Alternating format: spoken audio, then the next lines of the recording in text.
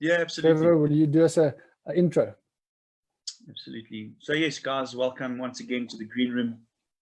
Very excited to have you with us in the Green Room with Trevor Thomas and my business partner, Lenny de Villiers. And we are obviously the Induku Group, and it's so great to have you with us. What we do is we obviously help people to live your dream, if it's your dream to go to America and have a green card. So we're going to dive in a little bit deeper in terms of that. So I'm not going to spend too much time on the introduction. On Tuesday. Goodness me, I forget where we are currently with this lockdown. So on Tuesday, we obviously opened up exactly what we offer and what that means. And we'll touch just with a quick summary and then go into the balance of that. And we'll finish that off today. But Len, maybe if you want to just quickly touch on the Green Room. Yes, hi guys. The Green Room, as we always say, is a fascinating space that we have created.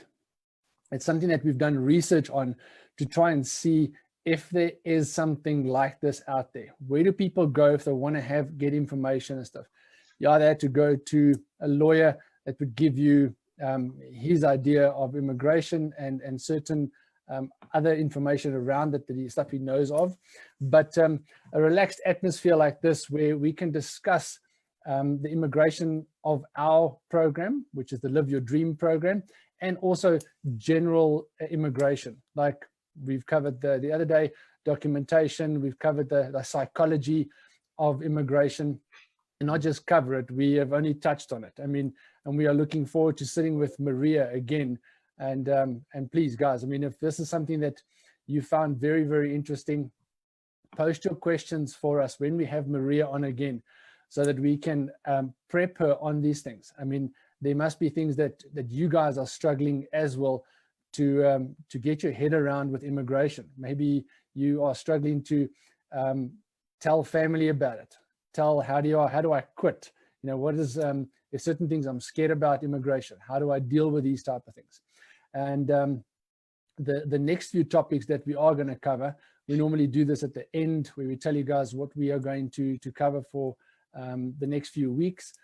We are excited to say that next week we're going to be covering financial immigration. That is going to be quite a great topic we are going to discuss with two panelists that we're going to have on, and we're really looking forward to that. And then the other one we are going to be covering is two other ones in the next couple of sessions. The first one is the medical. So US medical and, you know, the necessity for these type of things. What is the differences in state medical? Why do I need private medical and stuff like that? And also we are going to be covering a very, very important topic. Everybody has asked about it. Is it immigration with pets?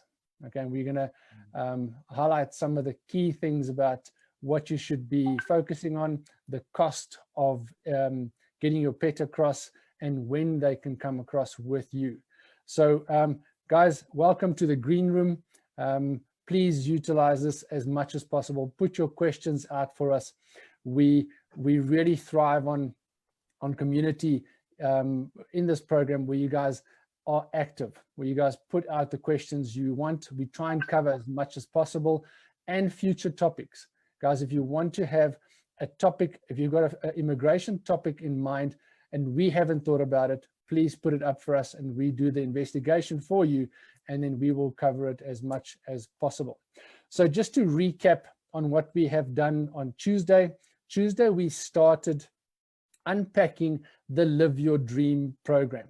This is how we would normally take this program through an applicant that is thinking about joining our program, and we would cover the details of every step.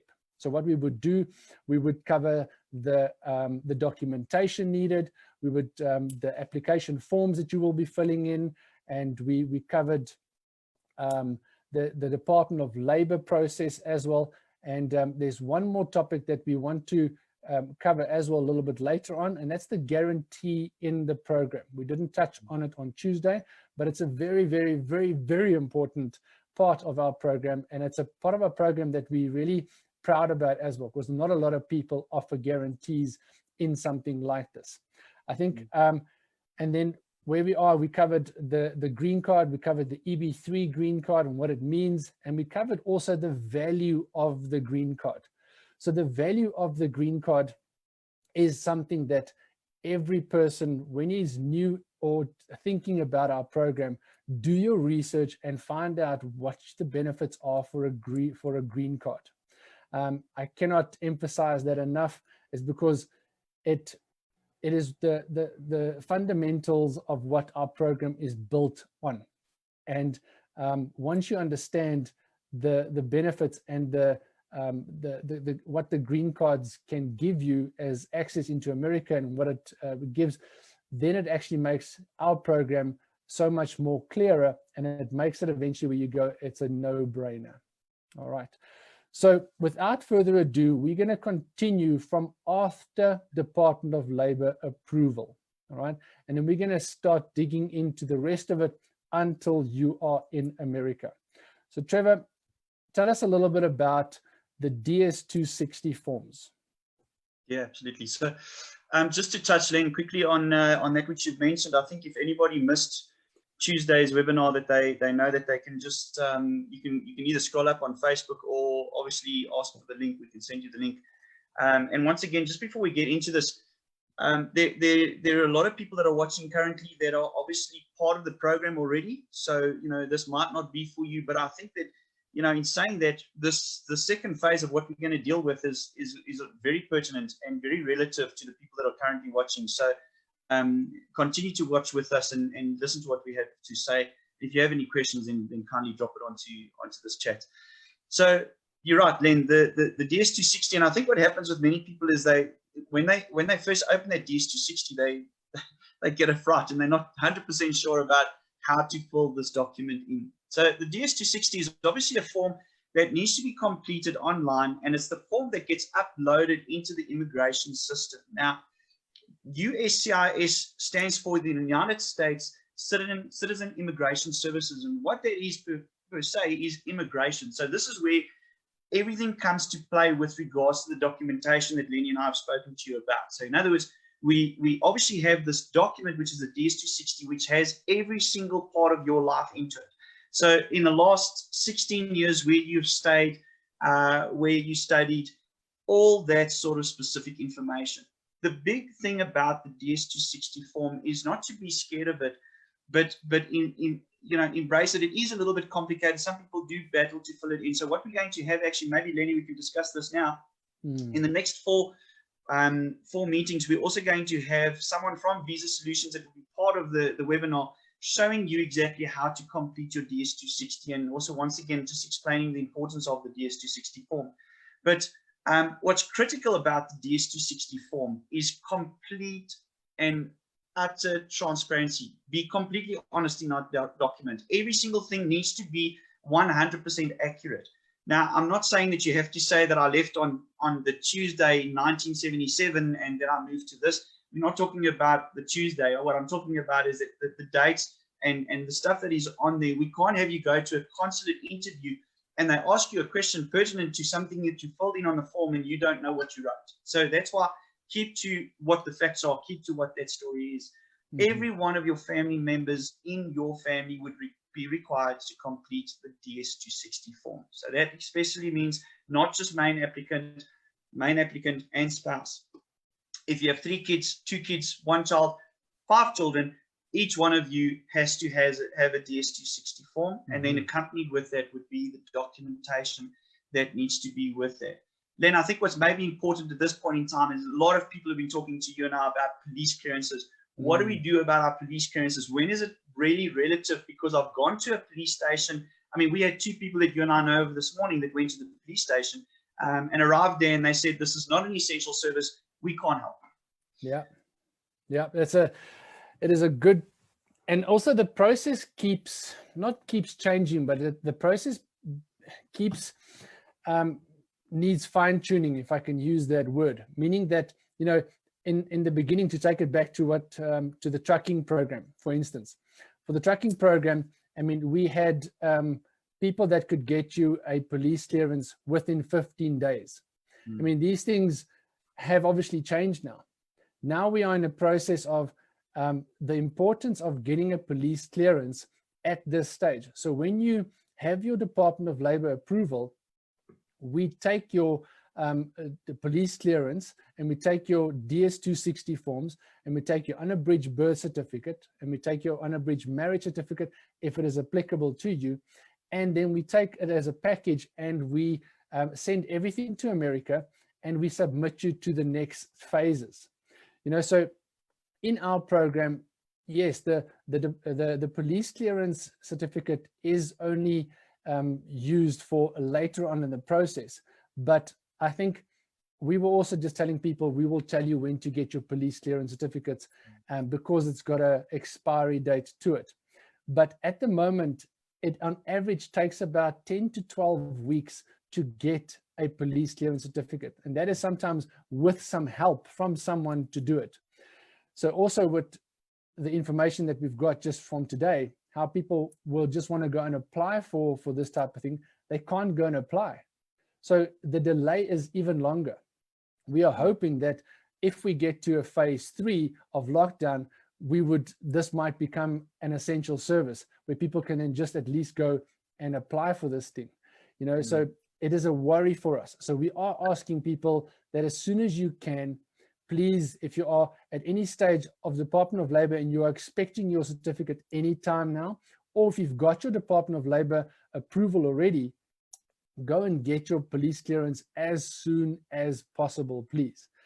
There's another thing we want to highlight as well. You wanted to mention something, Trev? Yeah, Len, I think that, in your and my experience now as well, for example, with documentation that we're waiting for from America, we've managed to get that out now, showing them proof that it's for an essential service in terms of Induku Group.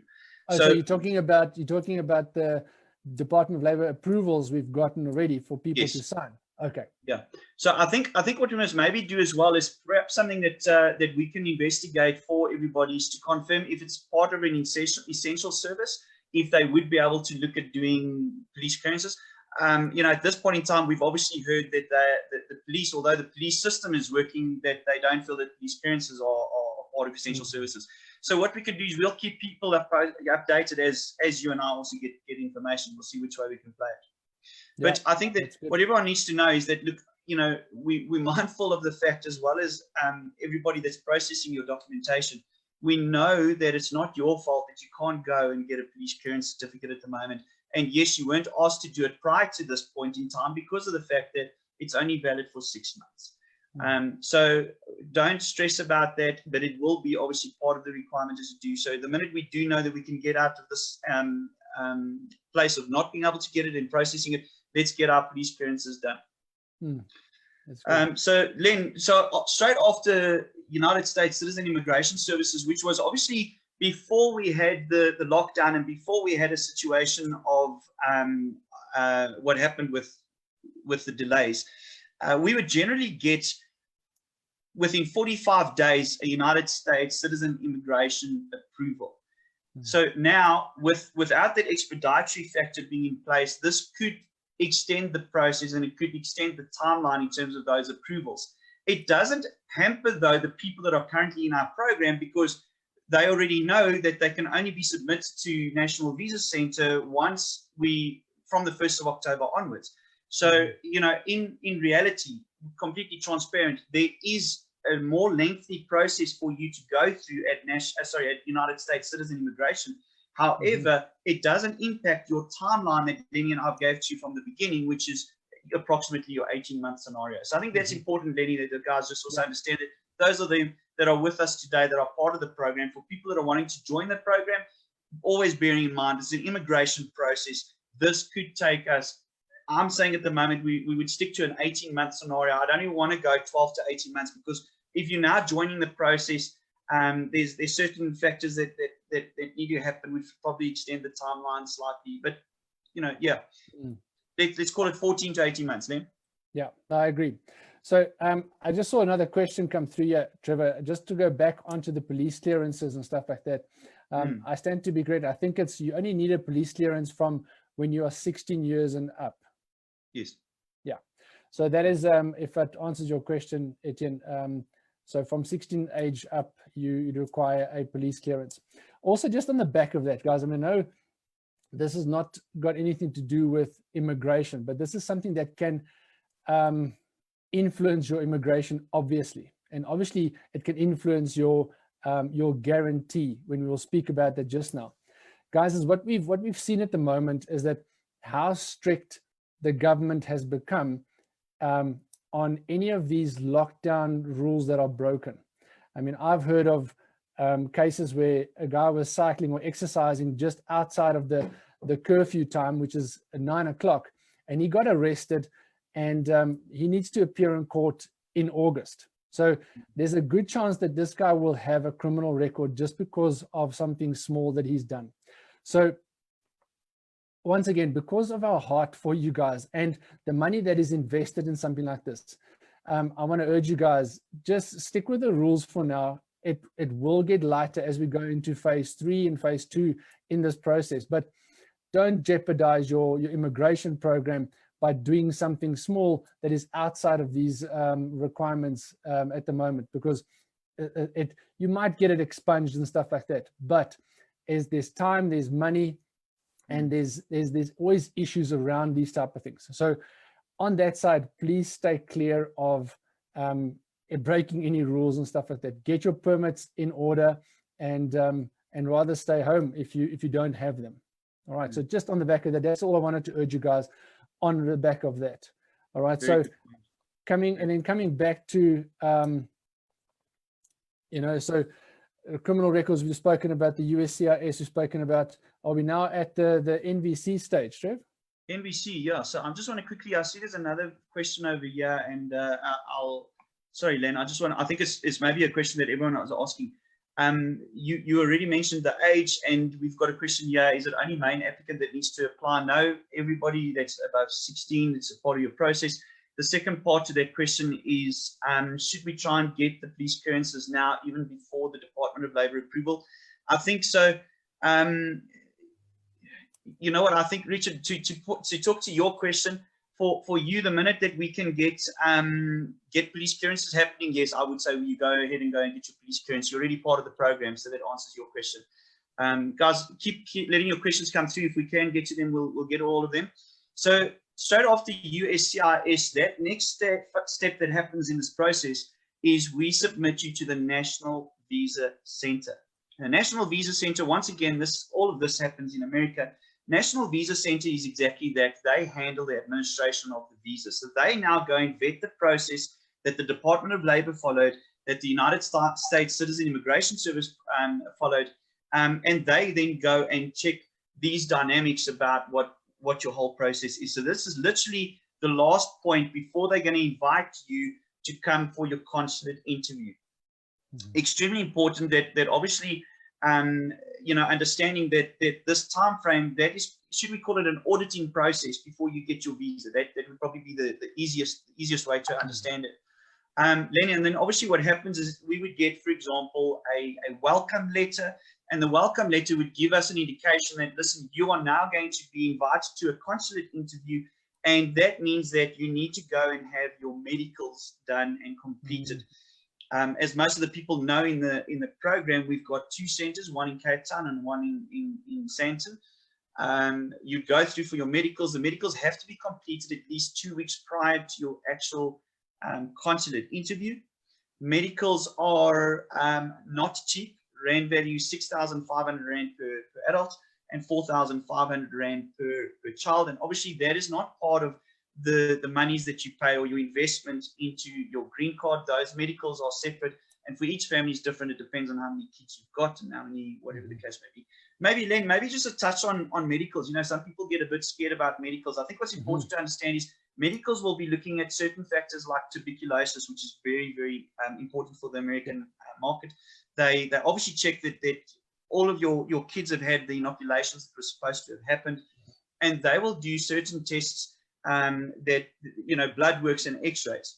Yeah. Nothing to be concerned about. If you, for example, have hypertension, what they would do is they would zone into the fact of, for example, I'm one of those persons. I've got hypertension. So when were you diagnosed? What was the prognosis? Do you have tablets? And can this be treated in America?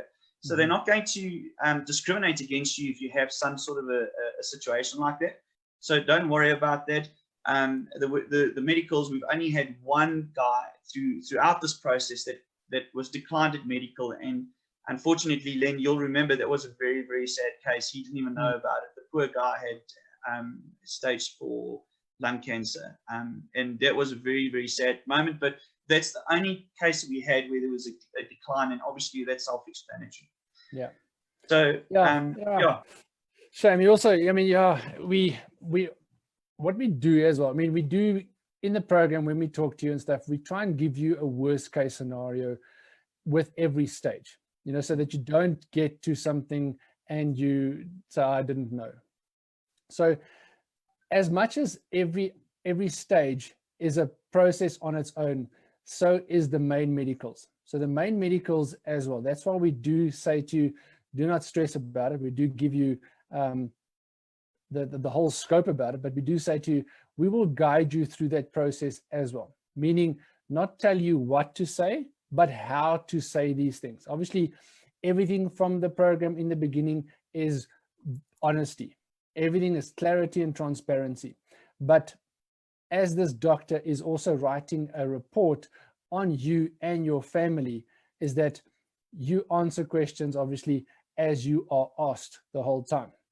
So it's to bear in mind that it is just part of the process. And as Trevor says, they will not discriminate against things that are either weight-wise or be it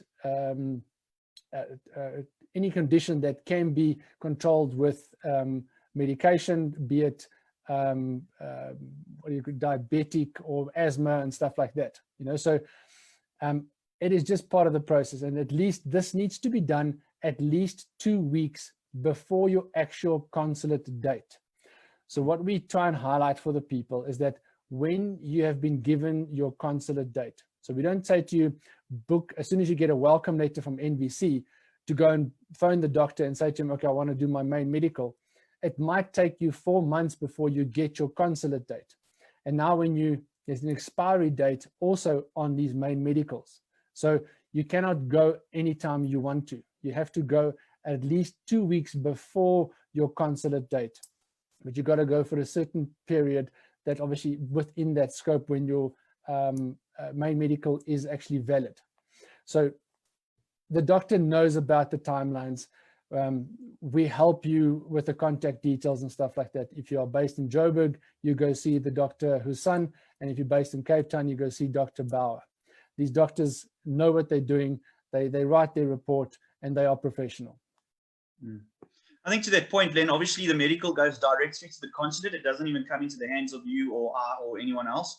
It doesn't go to Visa Solutions. It doesn't go to any other authority besides the consulate.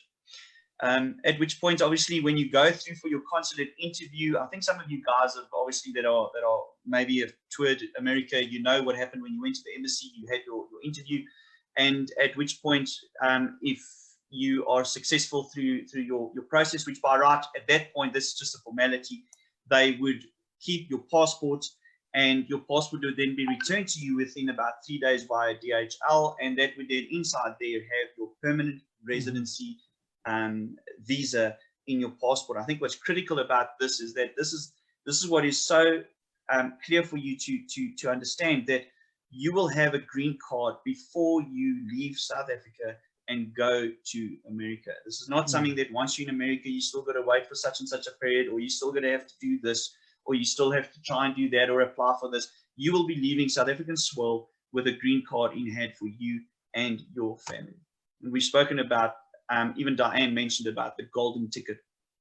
That green card is in your document. So should we talk on relocation slightly, Len, just in terms of what the package offers?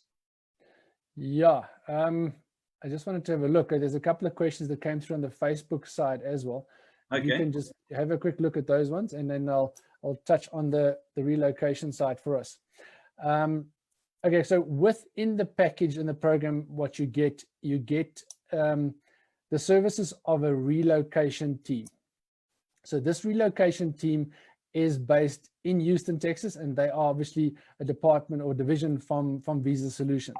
So what they will do for you right at the end, when you go for your consulate interview, at that stage, when you get your green card, obviously then they know all your stuff is in order and you are coming to America. You will be made in touch with estate agents that can help you with accommodation on that side.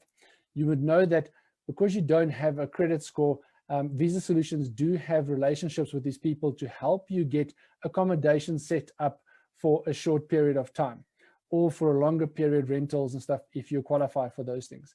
They help you set up these things.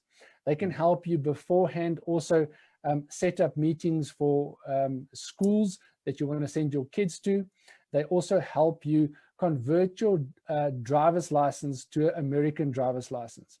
So as you got to understand with American credit score and stuff like that, if you have a good American credit score, everything is cheaper.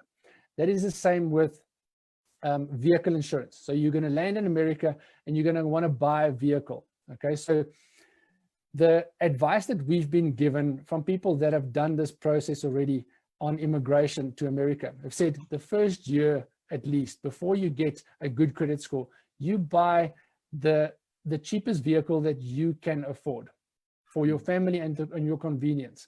So what that actually does is that it makes obviously your insurance cheaper as well. If you're going to rock up, buy a vehicle on your South African driver's license, your vehicle insurance will be triple the price as what it should be. If you've converted it to an American driver's license, your insurance goes a little bit cheaper. So it's not like here in South Africa where you are able to drive the vehicle off the lot without insurance. There it is against the law. You cannot do this without insurance. Okay, so we do have a process, obviously having the trucking program also in place, how we convert the trucking driver's license very, very quickly to American driver's license. We have got a process like that in place as well, which helps you a lot. So the relocation team does all those for you. If you don't have a bank account yet, they help you with that as well. They help you get a social security number as well.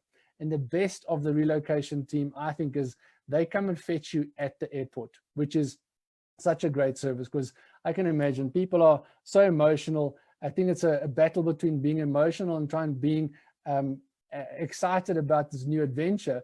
But you land and you're going to go hire a car and you don't know where to go, and you've got to try and get your GPS going, and mommy is fighting with daddy, and just a bit of a mess. So if you have someone there with your name on a board and says welcome to America, and they take you to your thing, it starts your journey off quite well.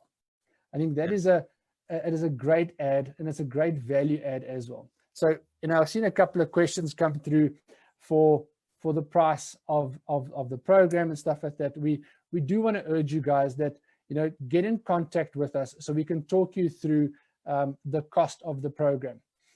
What is included in the program, what is not included in this program.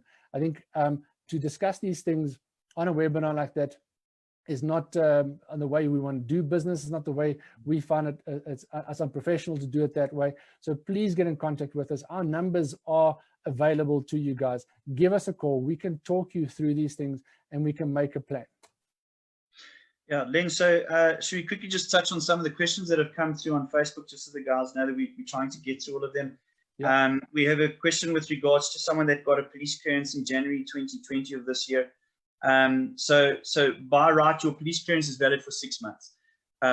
If you were going to consulate before October, that would have been fine. But the reality is that you're going to have to do another police clearance, unfortunately, Scott. There was another question with regards to, and I hope I'm seeing all of them. Sorry, I wasn't on that. Tambo's busy sending them through to me. What if you don't have your, I think the question was, what if you don't have your vaccines in place for your kids and that sort of stuff? So what Dr. Sun would do, for example, is when he does the blood test, if he feels that there's something there, then they would provide those vaccines for you if that was what was required. Obviously, so for example, in some of the places, you don't have to have certain vaccines. Some of them, so for example, in South Africa, a lot of the vaccines are very relative. America don't always look at some of those. So the best to answer those questions is Dr. Sun himself. I don't want to answer any of those questions on that side of things. Yeah. So guys, yeah, I think that, that speaks a lot of what the program is and what the program offers. So yes, is there investment required? Absolutely. Is there investment into your green card? There is an investment, and like Lenny said, contact us and we can discuss that with you. Let's talk about the guarantees to the program. There are two things that will stop you from us getting you a green card. The first one is a criminal record. Now, we're not talking now about a criminal record that was expunged, although if you had that, you have to be completely transparent on your DS-260 and give all the detail as to why that happened. So, for example, I do know of the one guy that there was a situation that by right you think to yourself that that's not sort of relative, but he obviously had, it was something on his name. You need to then be transparent about that on your DS-260, that was what happened, that was the date of expungement, and those are the facts. So be clear about that. If it was never expunged and you do have a police record, I'm sorry, we can't help you. And that's not just America. It's to the point of Australia, New Zealand. It doesn't matter where you're going to immigrate to, you're going to need that police clearance, and it needs to be clear. The other thing I think, Lenny, that I don't know if we did mention in this, we did it before in the webinar, your police clearance you'd need to have if you stayed in any other country for longer than 6 months, or up, so up to 6 months is fine. 6 months and plus you need a police clearance. So for example, if you were in the UK, when you just matriculated, you're in the UK for 3 years, we need a police clearance from the United Kingdom. Okay.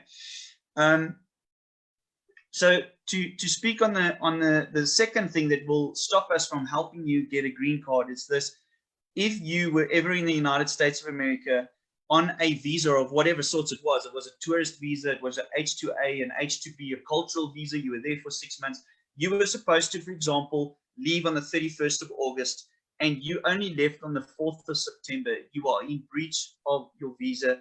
That can lead up to a 10-year ban. It is that you need to be completely transparent about. If you're talking to Lenny or myself, that is more of a problem than a police clearance, literally. It becomes a big factor. So if there's a problem with the visa that you had previously with the United States of America, you have to be transparent about that. Outside of that, the program gives you a guarantee that we will get you a green card on the back of an EB3 permanent employee based visa.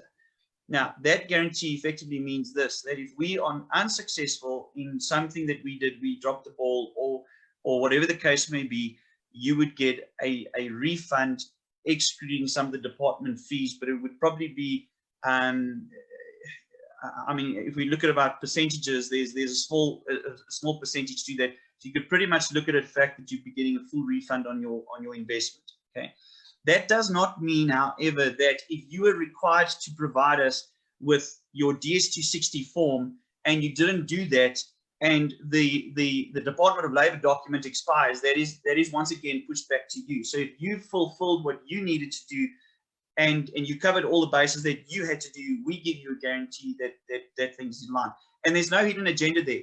A Department of Labor approval is valid for 6 months. Your medical is valid for 6 months. So there's no gray areas. It's a fact. If you had Department of Labor approval on such and such a date, it's valid for X amount of time. You know what that validity is. Okay. Then I don't know if I've missed anything with regards to that, but maybe you can just unpack it slightly more if you feel. No, I think we did cover everything. I mean, that guarantee is also on any basis that doesn't get you. So the guarantee covers if it is not your fault and your process is not successful, you get your money back. So it's the same. It covers if Trump, I like to give you worst case scenario. If Trump decides, listen, all the immigrants, I don't want any immigrants in my country anymore. And that also is covered in your guarantee. So for anything that is not your fault. And it's why we said we are so grateful for something like this, because people don't offer guarantees. If you're going to go through any other program, I don't know how many programs out there are, but I mean, if you go an EB5 route and it costs you $1 million to get you an investment side, another $75,000 for your immigration process. I mean, I know of people, sorry, I know of people that have lost their investment money in this green card. And there's always a chance that you can lose your green card as well.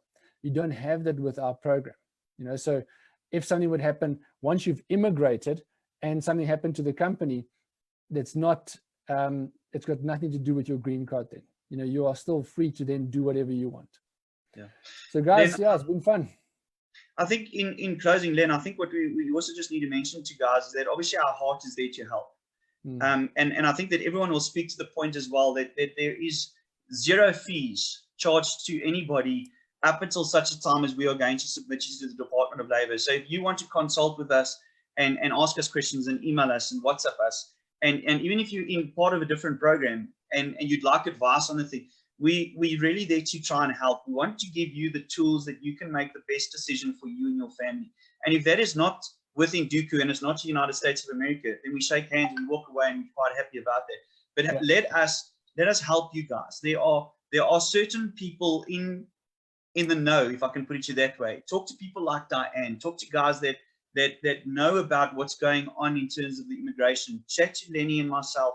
There are people offering certain things specifically on investment portfolios that you need to be aware of. Just be mindful of these things. Check these things out. And if you need our advice, we obviously we're there to help. We will not ever negatively speak on someone else, but we will talk true to the facts. We'll talk to what is required and what those facts are and what the immigration services will be expecting of you. So we won't tell you don't go that way. We won't do that. What I'm trying to say to you is we will, and we won't promote our program. We will tell you what the facts are about DOL, USCIS, or an investment factor that you can make sure that you are putting your investment and your family in the best hands possible. And that's our hearts. That's honestly our hearts. And that's what I want to say for today. And on that, then I'm going to say goodbye. I think it was a good one. Yeah, very good. I don't know if you want to start to add to that. No, I just want to say, guys, have a safe and lekker weekend, and hope to see you guys on Tuesday. Cheers, guys. And also, I wanted to ask you guys, just please to share this. At the bottom somewhere on the link, there's a share button. Share it with someone if you think this is someone that it could be meaningful for them as well. Share the love. Thanks, guys. Cheers.